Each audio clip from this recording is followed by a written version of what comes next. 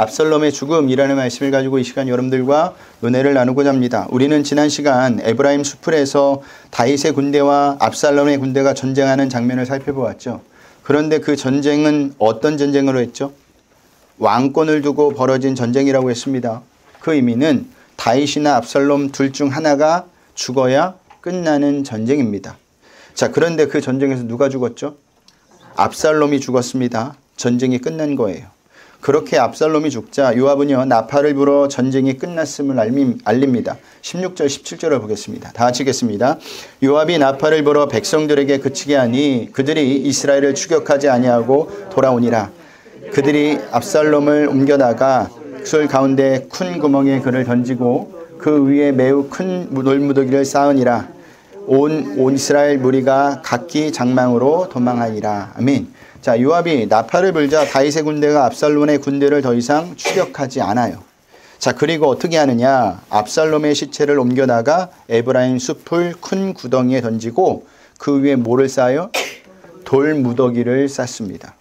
자, 압살롬이 죽은 후 매장 방식과 매장 장소를 보면요 왕자 혹은 왕이라는 신분에 전혀 어울리지가 않습니다.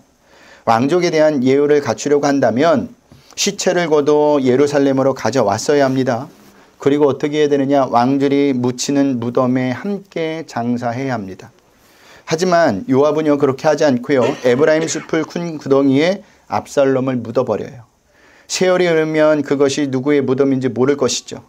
더 흐르면 그것이 무덤이었다는 사실조차 또 잊혀질 겁니다. 우리 주변에도 많이 있을 겁니다. 등산을 하다 보면 그런 무덤 같지 않은 무덤들이 있잖아요. 예전에는 비석이 서 있었지만 세월이 흘러서 그것도 없어지면 거기가 무덤이었는지 아니면 그냥 언덕이었는지 모르는 것과 마찬가지였을 거라는 겁니다. 그러니까 시체를 토막내어 그에게 던져주지 않았을 뿐이지 압살롬은 역적 취급을 받은 것이나 마찬가지예요. 압살롬은요 자신의 마지막을 예상했던지 살아있을 때 뭐를 세워요? 자신의 비석을 예루살렘 내 왕의 무덤에 세워놓습니다. 우리 18절을 보겠습니다. 다시 읽겠습니다. 압살롬이 살아있을 때 자기를 위하여 한 배석을 마련하여 세웠으니 이는 자기 이름을 전할 아들이 내게 없다고 말하였음이더라. 그러므로 자기 이름을 기명하여 그 비석에 이름을 붙였으며 그 비석이 왕의 골짜기에 있고 이제까지 그것을 압살롬의 기념비라 일컫더라. 아멘. 여러분, 비석을 세우는 이유가 뭐죠?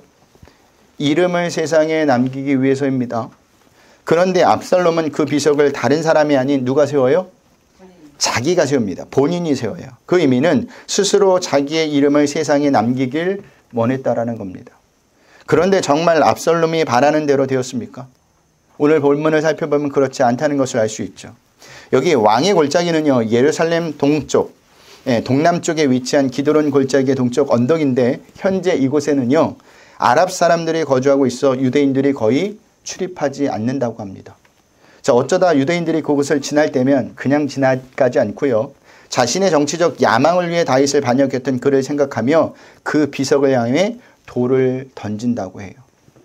그렇다면 성경이 압살롬의 죽음과 기념비를 함께 기록한 이유가 뭘까요? 그것은요 인간이 아무리 자신의 이름을 세상에 남기길 원한다 해도 결국은 죽음이라는 비참한 최후를 맞이할 것뿐이라는 것을 보여주기 위함입니다. 여러분, 인간이 어떤 존재인가는 죽음이 말해주고 있습니다. 자, 인간에게 있어서 죽음은 자연적인 죽음이 아니라 제 아래 있는 자의 최후예요.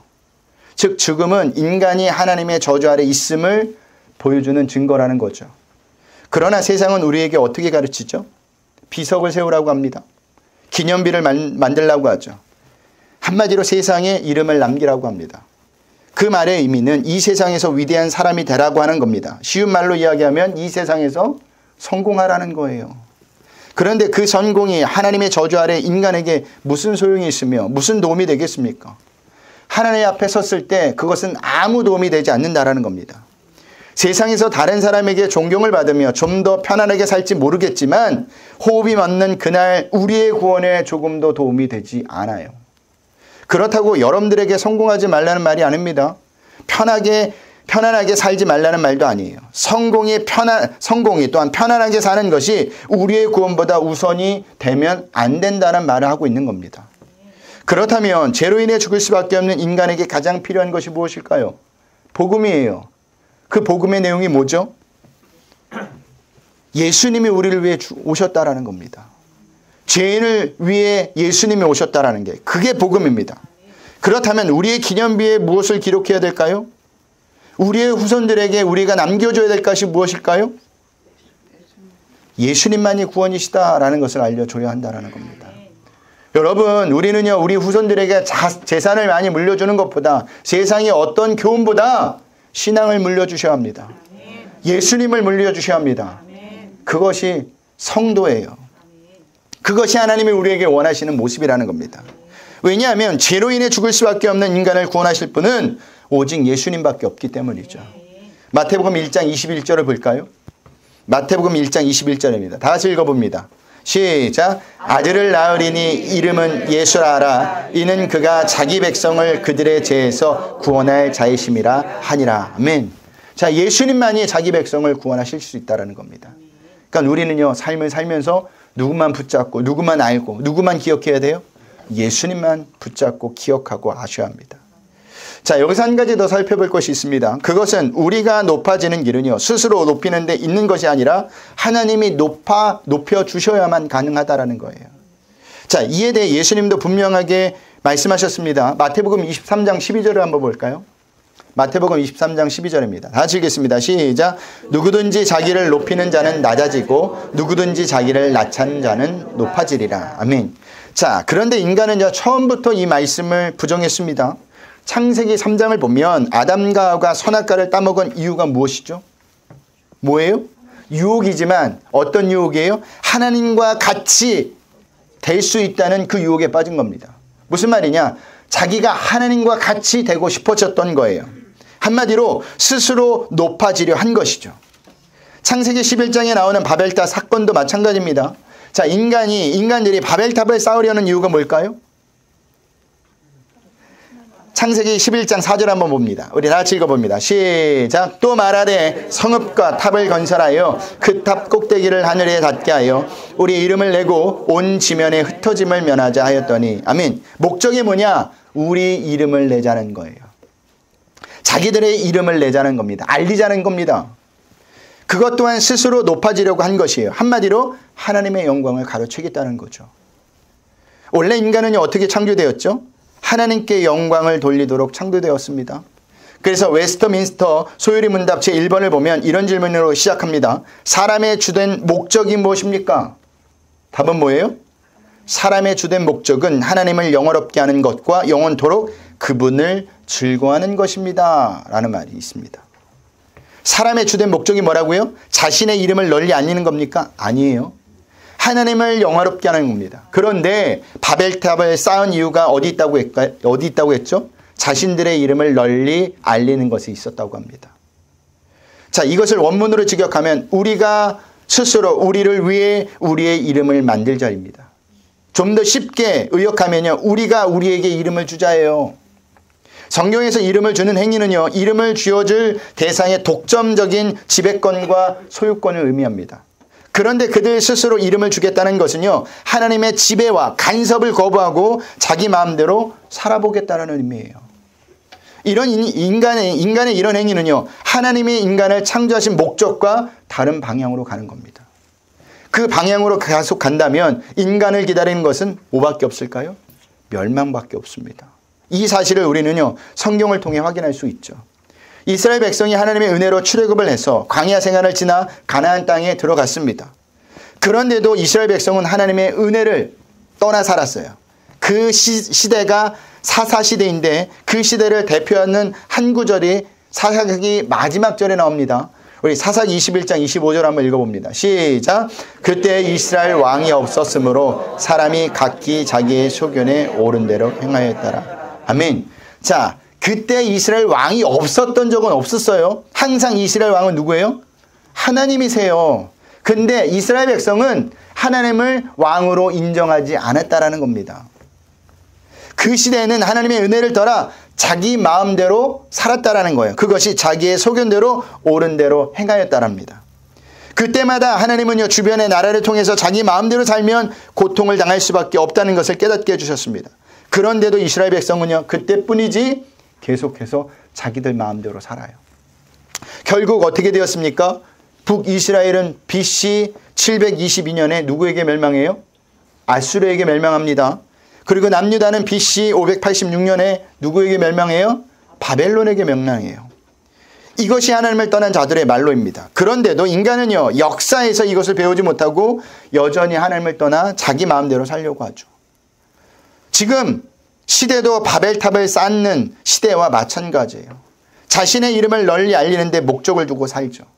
그래서 하나님의 일을 해도 자기 이름이 드러나길 원합니다. 그것은요, 하나님의 영광을 돌리는 것이 아니에요. 하나님의 영광을 가로채는 거예요. 우리 좀 더 솔직해 보자고요.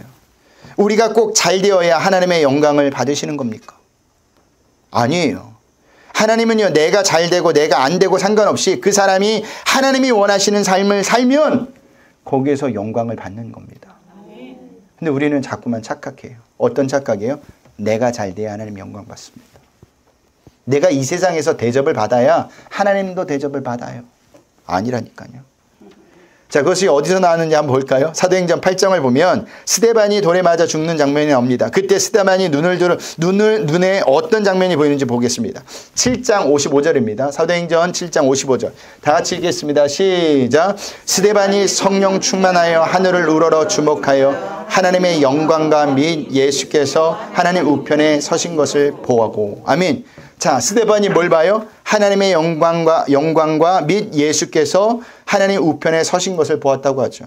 자신이 지금 죽어가고 있는데 뭘 보고 있어요? 하나님의 영광을 보고 있어요. 그 의미는 하나님이 스데반의 죽음을 통해 영광을 받으셨다라는 겁니다. 보세요. 여기 어디 세상적인 성공이 있습니까? 없어요. 지금 스데반은 돌에 맞아 죽고 있는 겁니다. 유대인들로 율법에 의하면 저주를 받은 거예요. 그런데도 하나님은요, 영광을 받으시는 거예요. 그러니까 하나님의 영광은 하나님이 보내신 목적대로 살 때 하나님께 영광인 거예요. 그래서 바울이 로마서에서 이렇게 고백하는 겁니다. 로마서 14장 8절 볼까요? 다 같이 읽겠습니다. 시작. 우리가 살아도 주를 위하여 살고 죽어도 주를 위하여 죽나니 그러므로 사나 죽으나 우리가 주의 것이로다. 아멘. 자, 우리가 우리의 이름을 내기 위해서 사는 것이 아니라 살아도 주를 위하여, 죽어도 주를 위하여 살면 하나님의 영광 받으신다라는 겁니다. 성도가 이렇게 살아야 하는 것이라면 성도에게 적용되지 않는 우리나라 속담이 있죠. 뭘까요? 호랑이는 죽어서 가죽을 남기고 사람은 죽어서 이름을 남긴다. 무슨 뜻이에요? 이 땅에 태어났으면 반드시 자신의 이름을 세상에 알려야 한다는 겁니다. 하지만 성도는요, 죽어서도 자신의 이름이 남겨지면 안 돼요. 그 대신 남긴 이름이 있습니다. 어떤 이름이요? 예수님이라는 이름을 남기셔야 돼요. 하나님이라는 이름을 남기셔야 합니다. 그것이 성도가 하나님께 영광을 돌리는 겁니다. 그러면 하나님이 그 사람을 높이세요. 볼까요? 누가 이런 삶을 사셨죠? 예수님이 이런 삶을 사셨어요. 자, 예수님은 근본 하나님이시나 자신을 낮추어 종의 모습을 취하지 아니하셨고 어떻게 하셨어요? 죽기까지 하나님의 말씀에 복종했습니다. 예수님의 모습에서 어디 세상에서 높아짐이 있습니까? 없어요. 하지만 결과는 하나님이 예수님을 높이셨다는 겁니다. 모든 사람으로 하여금 그 앞에 무릎을 꿇게 하셨다는 거예요. 보세요. 우리도 예수님 앞에 무릎을 꿇어요, 안 꿇어요? 꿇습니다. 빌립보서 2장 6절에서 11절을 보겠습니다. 우리 다 하시겠습니다. 그는 근본 하나님의 본체시나 하나님과 동등됨을 취할 것으로 여기지 아니하시고 오히려 자기를 비워 종의 형체를 가지사 사람들과 같이 되셨고 사람의 모양으로 나타나사 자기를 낮추시고 죽기까지 복종하셨으니 곧 십자가에서 죽으심이라. 이러므로 하나님이 그를 지극히 높여 모든 이름 위에 뛰어난 이름을 주사 하늘에 있는 자들과 땅에 있는 자들과 땅 아래에 있는 자들로 모든 무릎을 예수의 이름에 꿇게 하시고 모든 입으로 예수 그리스도를 주라 시인하여 하나님 아버지께 영광을 돌리게 하셨느니라. 아멘. 다시 한번 말씀드려요. 우리가 높아지는 길은 우리 스스로가 높이는 데 있는 것이 아니라 하나님이 높아주셔야 하는 겁니다. 하나님의 그 일을 창대하게 하시는 겁니다. 우리는 이 사실을 반드시 기억하셔야 돼요. 자, 압살롬이 죽어 전쟁이 끝났으니 이제 승리의 소식을 다윗에게 전해야 합니다. 하지만 승리의 소식을 쉽게 전할 만한 분위기가 아니었죠. 왜요? 방금 물리쳤던 적은요, 다름 아닌 왕의 아들 압살롬이었기 때문입니다. 요압에게는요, 심적 부담이 컸을 거예요. 비록 전쟁에서는 승리했지만 이는 상처뿐인 전쟁이었습니다. 그리고 이와 비슷한 지난 일들을 생각할 때 압살롬의 죽음을 알리는 것은 결코 쉽지 않은 문제였어요. 보세요. 사울 왕의 전사 소식을 알렸을 때 왕관을 가지고 왔던 아말렉 소년도 이스보셋을 죽이고 그의 머리를 선물로 가져왔던 레갑과 바하나도 어떻게 되었습니까? 둘 다 죽음을 맞이했습니다. 이것을 볼 때 이번에도 자칫 잘못하다간 소식을 전하는 자가 죽을 수가 있는 겁니다. 근데 어떤 소식이에요? 당신의 아들이 죽었습니다라는 소식입니다. 그러니 요압이 고민에 빠질까요? 안 빠질까요? 빠지는 겁니다. 하지만 사독의 아들 아히마스는요, 요압의 마음을 모르는지 다윗에게 이 소식을 빨리 전해야 한다고 하면서 자신이 그 소식을 전하겠다고 합니다. 19절을 봅니다. 우리 다 같이 읽겠습니다. 사독의 아들 아히마스가 이르되 청하건대 내가 빨리 왕에게 가서 여호와께서 왕의 원수 갚는 주신 소식을 전하게 하소서. 아멘. 이때 요압은 아히마스를 말리죠. 그리고 누구를 보내요? 구스 사람을 보내요. 자, 구스 사람이란 지금의 에티오피아 사람을 의미합니다. 그러니까 요압이 이 사람을 보냈다라는 것은 죽어도 상관없는 사람을 보낸 거예요. 혹시나 모를 일에 대비해서. 20절에서 21절을 보겠습니다. 다 같이 읽겠습니다. 요압이 그에게 이르되 너는 오늘 소식을 전하는 자가 되지 말고 다른 날에 전할 것이니라. 왕의 아들이 죽었나니 내가 오늘 소식을 전하지 못하리라 하고 요압이 구스 사람에게 이르되 내가 가서 본 것을 왕께 아뢰라 하매 구스 사람이 요압에게 절하고 다름질하여 가니. 아멘. 자, 이렇게 요압이 구스 사람을 보냈음에도 아히마스는요, 요압에게 다시 자신이 이 소식을 전하겠다고 청합니다. 그리고 결국 요압에게 허락을 받아내죠. 우리 22절 23절을 봅니다. 다 같이 읽겠습니다. 사독의 아들 아히마스가 다시 요압에게 이르되 청하건대 아무쪼록 내가 또한 구스 사람의 뒤를 따라. 요압이 이르되 내 아들아 너는 왜 달려가려 하느냐? 이 소식으로 말미암아서는 너는 상을 받지 못하리라 하되 그가 한삭고 달려가겠노라 하는지라. 요압이 이르되 그리하라 하니 아히마스가 들길로 다름질하여 구스 사람보다 앞질러 가니라. 아멘. 아히마스가 승리의 소식을 왜 다윗에게 가장 먼저 전하고자 했을까요? 22절에서 볼 수 있듯이 요압이 말한 것처럼 승리의 소식을 다윗에게 전하고 상을 받고자 하는 마음이 있었기 때문입니다. 그래서 어떻게 합니까? 아히마스는요, 구스 사람을 앞질러 다윗에게 먼저 가서 승리의 소식을 전해요. 지름길을 택해서 구스 사람보다 먼저 앞서 도착한 겁니다. 그런데 아히마스가 놓치고 있었던 것이 무엇이냐? 그것은 다윗이 기다렸던 소식은 승리의 소식이 아니라 어떤 소식이에요? 아들 압살롬에 대한 소식이었다라는 거죠. 그래서 다윗은 아히마스가 전해진 승리의 소식을 듣고도 어떻게 묻느냐? 29절을 볼까요?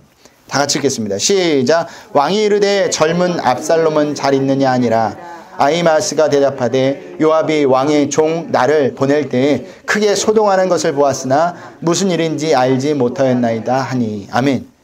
첫 질문이 뭐예요? 젊은 압살롬이 잘 있느냐입니다.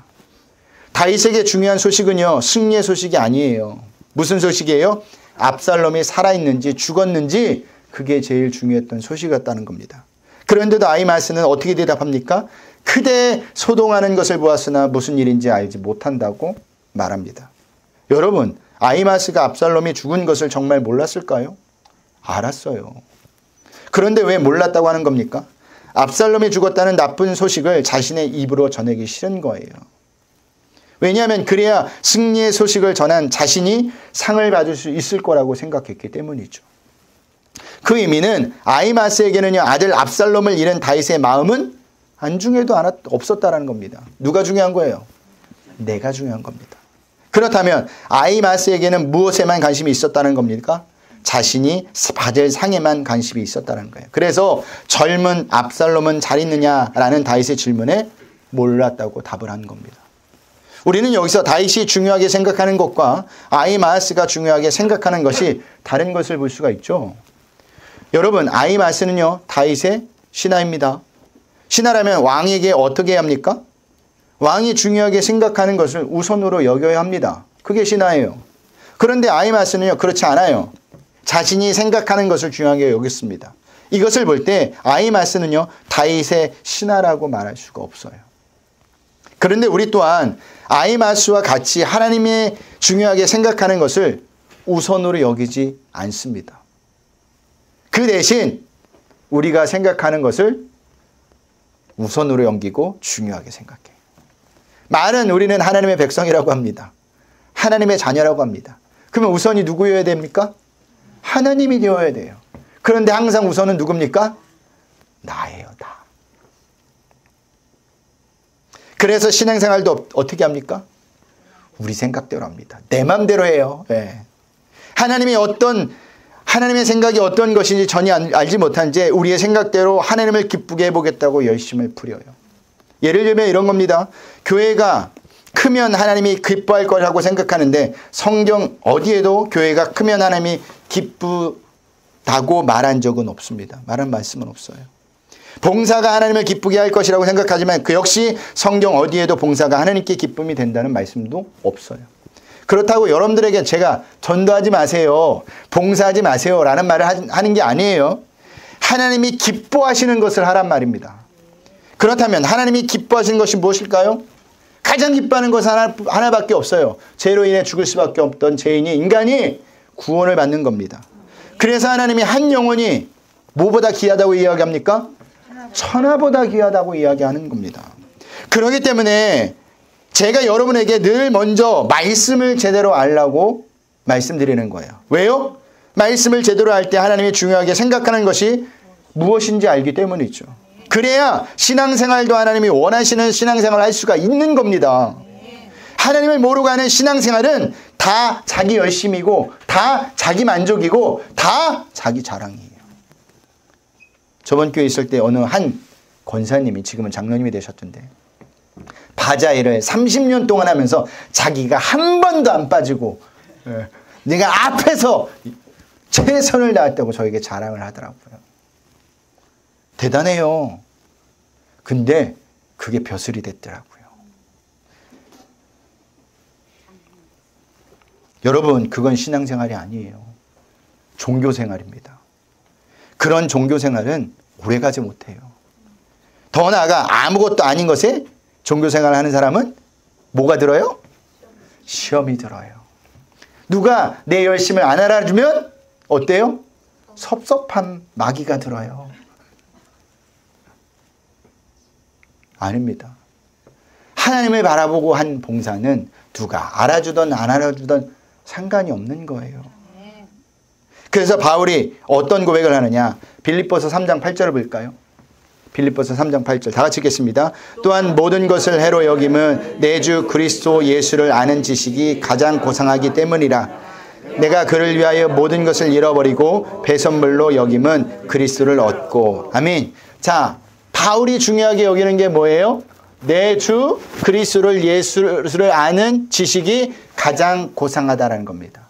그러니까 예수님을 가장 아는 것을 가장 중요하게 생각했다라는 겁니다.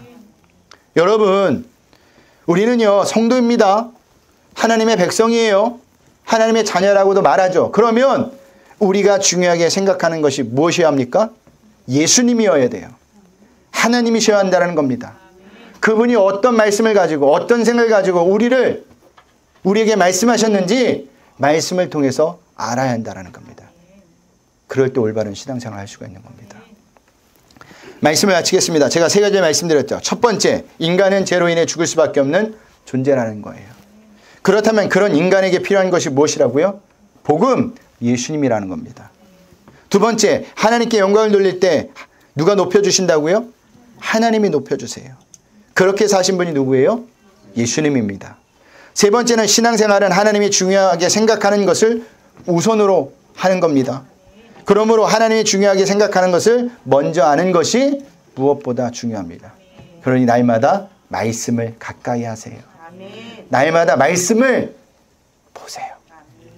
한 주간도 이 4가지를 생각하며 신앙생활을 하시는 저와 여러분들이 되시길 주님의 이름으로 부탁드립니다.